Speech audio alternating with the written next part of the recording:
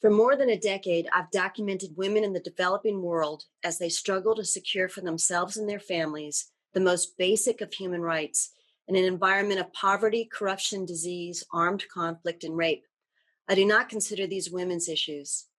Instead, I believe that they're our issues, and I'm convinced that the marginalization of half the world's population is the greatest ethical, economic, and societal challenge of our time. For the past 10 years, I've turned my camera to the US and some of the issues that we have here.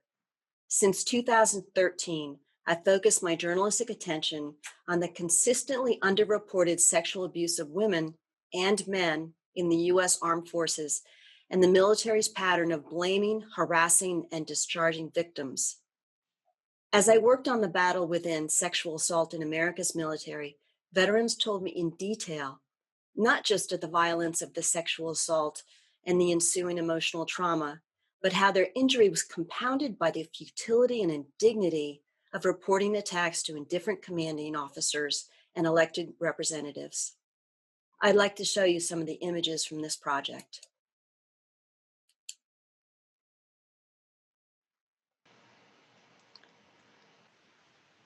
When the first chapters of the project started getting published, I began to hear from male veterans. I received phone calls, emails, people left comments in the comment section of the articles online. And all these guys were saying, when are you going to do something on us? We account for 52% of all cases of sexual assault in the military. And so in this respect, this chapter of the story found me. And I discovered that only 17% of male victims report sexual assault crimes or seek help. And it's no wonder because there's only a 4% conviction rate. This is Jack, and he's spending the night at a highway rest stop in Everett, Washington. He hasn't had a decent night's rest in over 50 years. Back in 1966, when he was in U.S. Air Force boot camp, he was called to his sergeant's office at 2 a.m. The sergeant choked him unconscious and then raped him over a desk while dozens of recruits slept in the next room. And he told him, if you report this, no one will believe you. The rapes left him with damaged kidneys and a torn rectum. Jack immediately reported the rape, but he was threatened by his command to be thrown out of the military for being a homosexual. The injuries to his back, neck, and prostate plague him to this day. Before Don't Ask, Don't Tell, many men were terrified of being discharged from the military for committing a homosexual act. When Jack was raped, the military had no response and prevention program like it does today, and there were no protections for troops who reported assaults. Homosexuality was not just forbidden in the ranks, it was seen as a national security threat. And despite all of this that happened to him, he still maintains a profound respect for his fellow veterans, who he went to visit one day at a cemetery in Everett, Washington. And in the carrier is his service dog, who he's called Little Buddy. And these guys, it's very tragic. These male victims often take between 20 and 40 years to even acknowledge the crime or talk about the assault with family, friends, or therapists. But today, veterans like Jack are coming forward in growing numbers to demand that the Department of Veterans Affairs provide treatment and compensation for the harm done to them. Some 61,000 veterans, including Jack, are now formally recognized by the department of having been sexually traumatized during their service. And the number of claims filed each year has surged by 70% since 2010. This is Ethan. And Ethan was one of a group of Marine recruits who were sexually assaulted in the showers during boot camp at Camp Pendleton, California. Like many of sexual assaults on servicemen, it was a hazing exercise meant to humiliate and intimidate young troops. It happened to Ethan after an exhausting morning running the obstacle course. The platoon was showering when a drill instructor marched into the room angry that he had heard them talking, and he ordered the 60 naked recruits to pack themselves into a tight line against the wall, genitals pressed up against backsides. After holding them in that position for several minutes, he ordered them to run to the other side of the room and line up again, then back to the first side. It was back and forth for more than an hour. Ethan joined a handful of recruits who reported the incident, and the drill instructor was removed 5 days later. After that, the men were harassed and retaliated against by their colleagues. Ethan's nightmares and panic attacks began immediately, and he found himself too traumatized to do his job, and he eventually separated from the Marine Corps. And now he's unable to work, and he's on a cocktail of drugs prescribed by the doctors at the Department of Veterans Affairs. He sleeps with several weapons next to the bed that he shares with his wife in Austin, Minnesota. Now, I shot this picture in 2016. And while I was on this trip, Ethan was telling me how he was triggered by taking showers and he only takes baths. And on the flight home, I thought to myself, damn, I need to get a picture of him bathing. So this nagged at me for 2 years. And I finally called him up and I said, Ethan, I have this idea. Would you let me be there when you take a bath? And he said, let me talk to my wife. And he called me back and she said, okay. So I got on a plane and I was shocked when I saw him because of the progression of the trauma. He'd put on a lot of weight. He just kind of looked dead inside and outside, and it was so sad. And so he's avoided taking showers since he left the Marine Corps in 2014. Instead, he runs 1.5 inches of water in the bathtub, and then he quickly soaps up and rinses with a plastic cup. And each splash evokes a painful moan, and this routine takes about 90 seconds. Male hazing that includes intentional sexual contact or forced sexual acts is the most common form of sexual assault in the U.S. military, but it's also the most misunderstood. Many soldiers are reluctant to admit or in denial that the brutal ordeals they endured are considered actionable conduct. Under the watchful eye of his service dog, he spends his day drinking whiskey and watching television. And when I first met Ethan 2 years before this, he was drinking beer and he still seemed somewhat animated. So it was really just heartbreaking to see this progression of trauma. And he doesn't think that there's a moving on from what happened to him. He has regular nightmares, he has hallucinations, and he tried therapy and he said he gave it his best effort, but it didn't help. And this is their kitchen. This is his wife, Katie, and that's his official Marine Corps photograph. And this young man is left to confront not just the trauma of what happened to him in the Marine Corps, but the shame of being rejected by the organization he had dreamed of joining and the disillusionment of being betrayed by the brotherhood he had committed to serve. And Ethan's bounced around to a few jobs, but he kept having panic attacks, and so around water and around other people. And so he's considered not employable.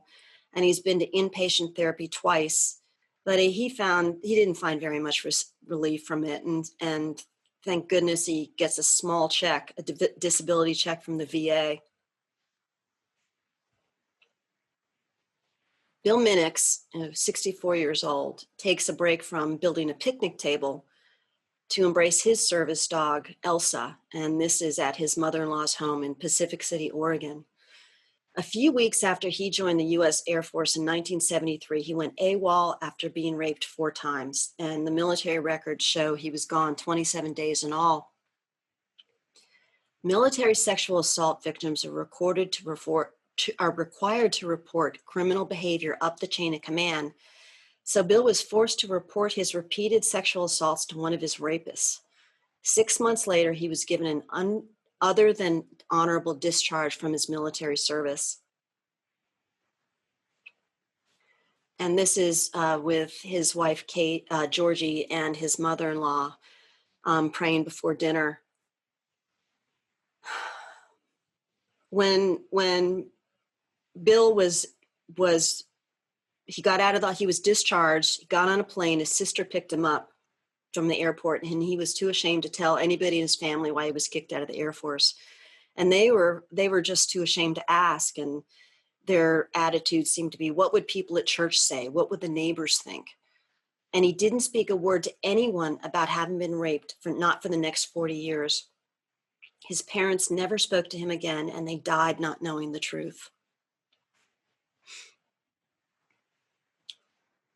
Here he's cuddling with his wife, Georgie, in bed with their dogs. And this man spent most of his life in what he calls a black box, shut off from the world by anger and shame. He burned through jobs and 2 marriages, drinking to numb his own loathing. And for decades, he didn't even feel worthy to call himself a veteran. But in recent years, through counseling provided by the VA, he started to come to terms with what happened. And these guys, these male victims, are dealing with a whole other set of issues than female victims, like what it means to be a man. And interesting and tragic thing, not one of the women I photographed ever said they felt that their womanhood was taken away. But a lot of the men, including Bill, told me that they felt their manhood was taken from them.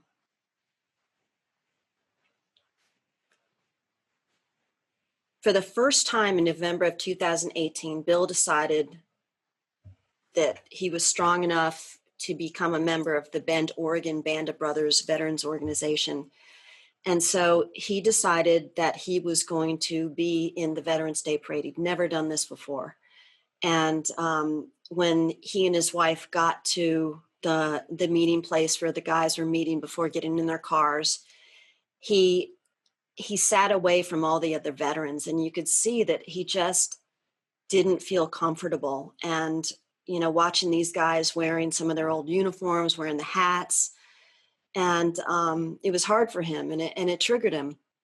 And so that's why he went and he sat away from everybody else.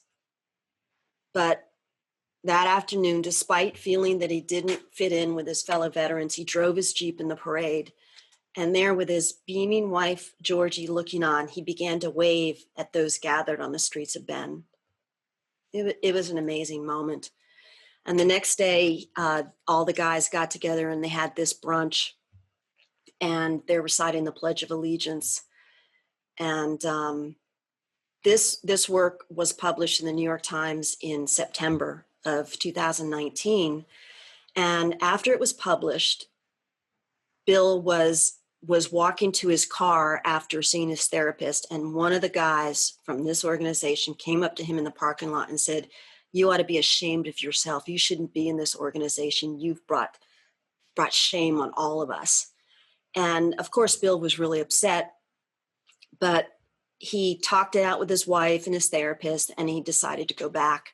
And it was really great to see him push through that discomfort and go back.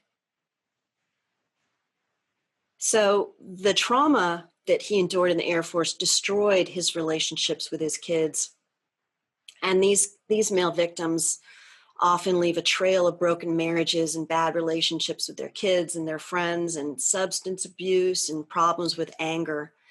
But recently, as Bill started to come to terms with it more, he and his son Aaron reconciled. And when Bill went to Capitol Hill in DC to visit lawmakers to discuss a bill to protect service members and their families from the fallout of military sexual abuse, he went with him. And in this picture, they're waiting outside Senator Wyden's office in one of the Senate office buildings on Capitol Hill. Aaron Terry works on his computer at home in Hyattsville, Maryland. And in 1980, he was in the Air Force station in England when he was drugged and raped during a promotion celebration for airmen and officers. And he didn't report it because of his sexual identity. He's gay, and in the military, it was still frowned upon, really frowned upon back then. And he told me he just couldn't talk about it. This is Heath Phillips. And here he's speaking on a panel with other military sexual assault survivors at a conference in St. Paul. And they're really very few services available for these male victims, and they're often lumped in with male vets with combat PTSD, who often treat them like pariahs, but the female MST community has been far more welcoming.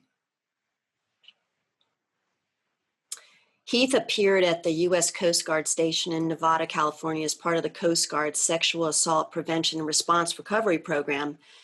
And there, a video about him and a sexual assault he endured while in the U.S. Navy was shown to the troops there. And Heath was a skinny, baby-faced 17-year-old in the U.S. Navy when he is terrorized and sexually assaulted by fellow sailors on his ship. He reported the attack to the ship's master-at-arms the next day, but the master-at-arms just looked at him and skeptically and said, "Were you drinking? Do you know that you can get in trouble for underage drinking?" And then he was just sent back to his bunk in the bowels of the ship, where he slept just a few feet from the attackers. For months, they beat him and raped him repeatedly. And when he couldn't withstand it anymore, he tried to hang himself. And then when he was brought back, he decided to go AWOL to avoid shipping out with his assailants. And AWOL is absent without leave, so he just left. And he ended up being brought back. The authorities went to his house and told his parents that he was going to be executed. I mean, it was really bad. And going through all of this, he was so desperate to get out of the Navy that he took a less than honorable discharge, which is a really difficult thing for a veteran to live with. So he tried to commit suicide back in 2009, and it was a wake-up call for him. He survived wrapping his car around a tree while he was blacked out drunk. And so he started to go to counseling, and he found his voice. He started to become a vocal member of these advocacy groups, and he started meeting with lawmakers. And a congressional investigation supported the account of his sexual assault. And so that's when he started to tell his story at these military bases. It petrified him at first, but now he sees it as a vital part of his healing. And after he told his story to these Coast Guard guys in Petaluma, one of the guys came up to him after the talk and revealed his own experience of sexual assault in the military. And so even though Heath feels that his military career was cut short, and that's just not right, he still loves the military. And by speaking out, he feels he's serving in a different way. And in 2019, in May, he received some really great news. After filing 4 different claims with the Department of Veterans Affairs, his military discharge was upgraded to honorable, which is an amazing accomplishment. And he is in touch with a lot of other veterans. He and this guy on the left, Brian Lewis, started a group called Mr. MST. And they go around and they visit lawmakers to discuss this crisis in the military. And Brian went into the Navy in 1997, and he was sexually assaulted by a shipmate while serving in Guam. And a superior officer ordered him not to report the crime. And in 2001, his military career was cut short when he received a personality disorder type discharge. And that's basically where the military says, you're not reacting to the trauma of being raped and harassed and retaliated against by your command and your fellow sailors, but you have a pre-existing condition that you walked into the military with. And this kind of discharge is devastating. It means a loss of benefits, and it even literally follows some veterans to the grave because many of them aren't allowed to be buried in a military cemetery. And to this day, he suffers from not just from the military sexual trauma, the MST, but also from nerve damage to his prostate. And so he and Heath went on Capitol Hill, and here they're meeting with some members of Claire McCaskill's staff. And it always just really, really bugged me when I photographed them doing this, because it's like, what? You mean the senator can't show up and actually talk to them herself? I just thought it was awful. And this is at the end of a long day after they went to these meetings. And I just thought it was the metaphor of the Capitol under renovation in the background sort of said something to me about how the whole military justice system needs to be renovated to stop these crimes from being prosecuted and investigated by military lawyers when there's just so much conflict of interest in doing this. And this is Corey, and Corey Turner's holding his month-old son at home in Las Vegas. And when he served in the U.S. Army, the company chaplain befriended him, and they went out and had a couple of drinks one night. And this chaplain drugged Corey and two of his friends, and he was later convicted of the crimes and sent to prison. He spent 4 years behind bars, which just seems 4 years, that's all. The guy is out now, the perpetrator's out, and he's actually a registered sex offender, which is a good thing, because a lot of these perpetrators have somehow escaped having to register as a sex offender, but that's starting to change more. And this is Michael, and he's hugging his fiance at her home near the University of Connecticut. And Michael was sexually assaulted by female upperclassmates while a cadet at the United States Military Academy at West Point. And the women were not convicted of sexual assault, but they were punished for sexual harassment.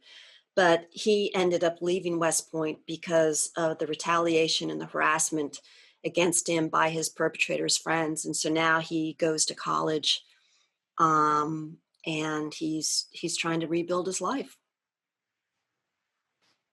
This is Stephen, and when he was in the Army, he was raped by a fellow soldier, and he told me that he never reported the assault. And back in those days, a woman didn't say anything, let alone a man. And he's got a PTSD diagnosis from military sexual trauma, and he's battled depression. He's been a heavy drinker, and he wishes that there was a way that he could have gotten that predator behind bars. And he wonders how many people this guy lured into his room to take advantage of. And here he's working at his computer at home, and he's not very outgoing. He gets counseling once a month, and he's really mistrustful of other people, especially if he's in line at a store. He mostly keeps to himself. And these victims are trapped in a world of isolation, paranoia, and deep sorrow, for which their only treatment is self-medication through drug and alcohol abuse. And instead of shedding their shame and tears in the safety of a therapist's office, they sit silently suffering in unkempt, darkened rooms. And a lot of these guys end up homeless too. And this is Keith, and he has a wife and 3 small kids and another baby on the way. And in this household, tensions run really high. He was sexually assaulted by a fellow soldier while serving in the Army. And he reported the crime. He did what he was supposed to do. He reported the crime to a sexual harassment assault response and prevention officer who happened to be a section chief. And the next day in formation, the chief called the perpetrator out in front of the platoon, cussed at him, and said, don't do it again. And then he mentioned that Keith was the victim. And that's when the harassment and retaliation against him began. And so even though he reported the assault, no charges were ever filed, and that's the only punishment that his perpetrator ever received. So Keith has trouble sleeping, and he lays awake late into the night at home in Dayton. And because he's got kids, he keeps his gun in a lockbox next to his bed. And he struggles to get his life together while suffering with, a lot of these guys have this hypervigilance and anger issues that stem from the trauma. And because he has trouble sleeping, he frequently gets up and he checks the doors and windows of his home in Dayton. And this is Paul. Paul joined the Army National Guard when he was 17. And one night he was raped in the shower after everybody else had gone to bed, and he didn't tell anybody. But his friend could kind of tell that something had happened. But Paul said, don't you dare say anything. And so the guy didn't say anything. But he spent 14 days in the hospital with internal bleeding and a torn rectum. And when the doctors asked him what happened, he said, he just shrugged. And it took him 5 years to tell his family what happened. And Paul has trouble sleeping, and he grinds his teeth at night. And since the attack, he hasn't sought regular dental care. And it's not just because of financial hardship.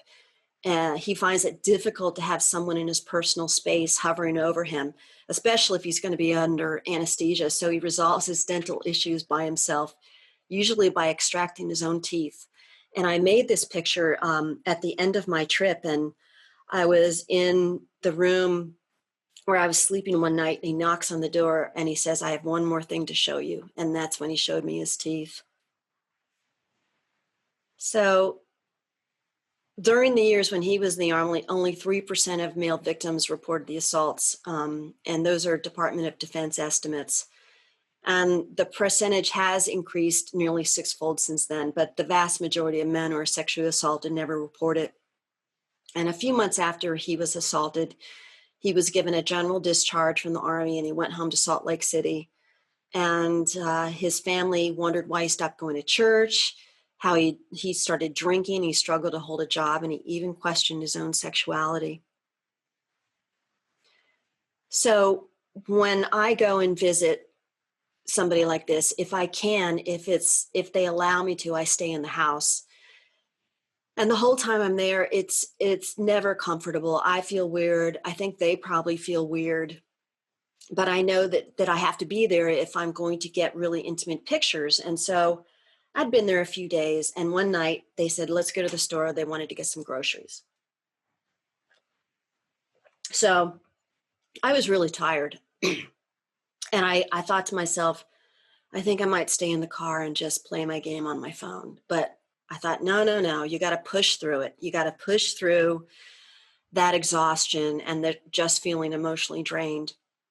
So I was in the store, kind of hovering around, and Paul decided to go look for some light bulbs. And so while he was looking for light bulbs, the candle section was right next to him. And so he started popping candle tops and smelling, the scents to figure out which one he wanted to get. And then all of a sudden, his hands just went over his head and he sank to the floor and he was sobbing. And turns out that one of the candles smelled just like the shampoo he'd been using in the shower in basic training during the beating and rape by another one of the recruits. And so his wife started to comfort him. And I asked him, what happens after you have a flashback? And he told me that he was afraid to sleep because he knew he would have terrible nightmares. And he had said that, every day I'd been there, I said, "Wake me up. If you get up in the middle of the night because you're restless or whatever, just, call my name, wake me up." And he didn't do it the first night. And he said, "Oh, I didn't want to bother you." And I was like, "Well, I want you to bother me." And so this night I set my alarm for 2 a.m., but I was awake before that. And he was downstairs running around, washing clothes, doing stuff in the kitchen. And he said, "Mary, I'm up." So I kind of made a couple of pictures. And then he started up the stairs to his bedroom and he said, "Mary, you can come." And so I went upstairs, and this is the scene I found. On one side of the room, the TV was blaring. His wife was sacked out, dead asleep. I don't even know how she could have slept through this. And he was in the bathroom furiously cleaning. And that's what he does to forestall nightmares after having a flashback. And we had gone out to a restaurant, and they had been evicted from their apartment because Paul called the health department on the apartment complex because he felt that there were unsafe conditions in the building. And a lot of these guys are just hyper vigilant about anything around them that seems out of place or unsafe. And so they were about to go live with her parents. How's everybody doing? Everybody okay? All right.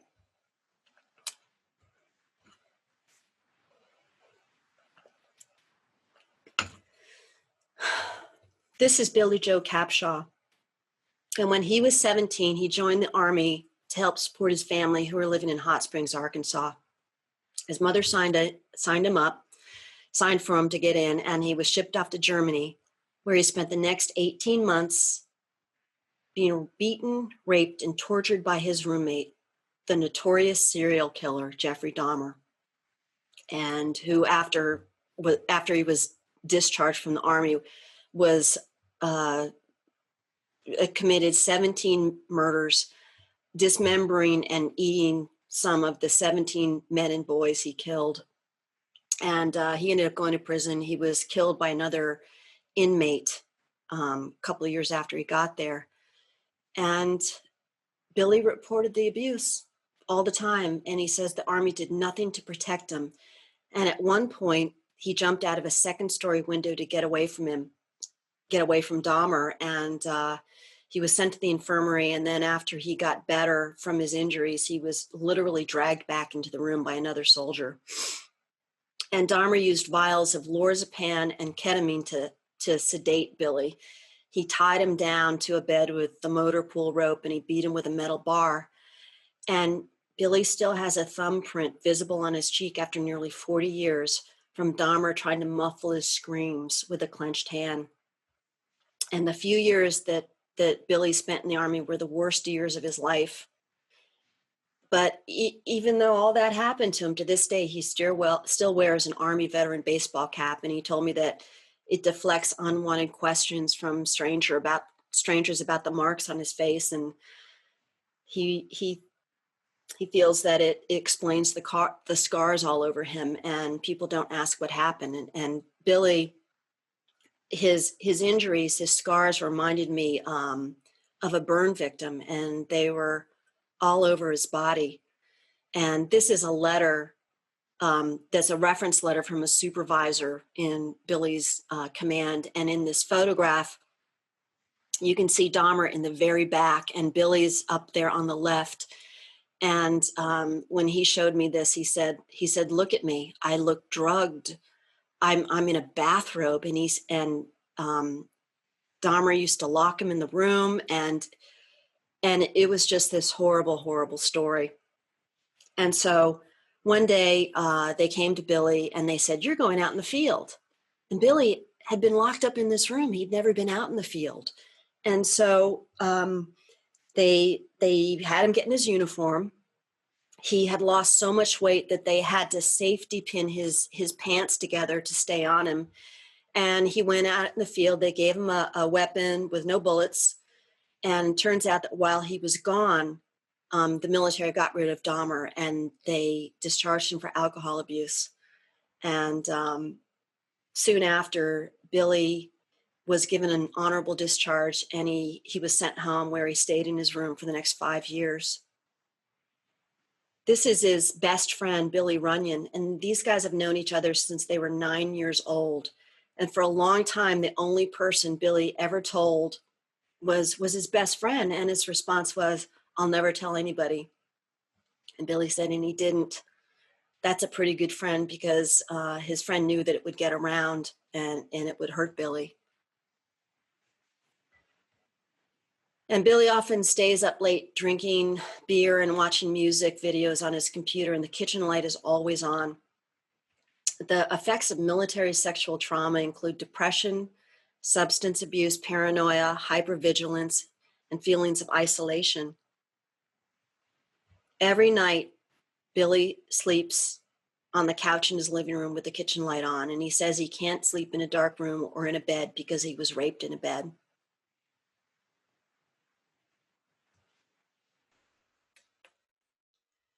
Military sexual trauma is an issue that continues to plague the U.S. military, and all of these victims live with this trauma every minute of every day. I hope that by telling the stories of these courageous women and men, that I can bring awareness to this issue and an examination of rape culture within the ranks of the military, and that the victims can find justice and peace of mind. Thank you so much for your attention. I really appreciate it.